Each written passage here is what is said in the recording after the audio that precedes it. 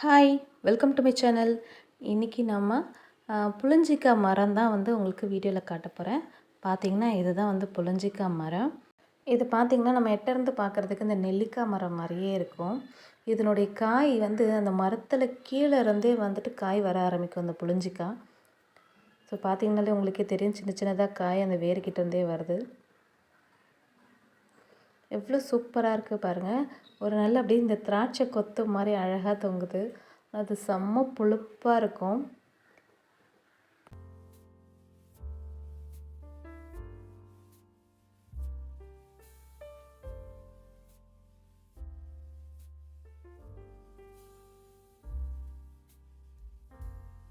இந்த மரம், இந்த காய் நீங்கள் பார்த்துருக்கீங்க அப்படின்னா கண்டிப்பாக நீங்கள் எனக்கு கமெண்ட் பண்ணுங்கள். அது மட்டும் இல்லை, இதோடைய பேர் உங்கள் ஊரில் என்ன சொல்லுவாங்க அப்படின்றதையும் கண்டிப்பாக சொல்லுங்கள் ஃப்ரெண்ட்ஸ். இந்த வீடியோ பிடிச்சிருந்தா சின்னதாக ஒரு லைக் பண்ணுங்கள். அப்போ தான் இது ஒரு 10 பேருக்காவது இந்த வீடியோ போய் சேரும்.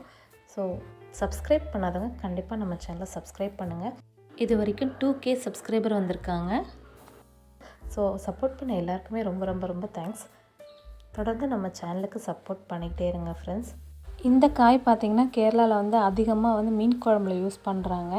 அப்புறம் இது ஊறுகாவும் போட்டு வைப்பாங்க. ரொம்பவே சூப்பராக இருக்கும். இந்த காய் வச்சு நம்ம சேனலில் கூட மோரே இல்லாமல் மோர் குழம்பு டேஸ்ட் எப்படி பண்ணுறது அப்படின்னு கூட நான் ஒரு வீடியோ போட்டிருக்கேன். ஸோ கண்டிப்பாக செக் பண்ணி பாருங்கள். இந்த வீடியோ பிடிச்சிருந்தா ஒரு லைக் பண்ணுங்கள். மறக்காமல் நம்ம சேனலை சப்ஸ்கிரைப் பண்ணிவிடுங்க ஃப்ரெண்ட்ஸ். தேங்க்யூ.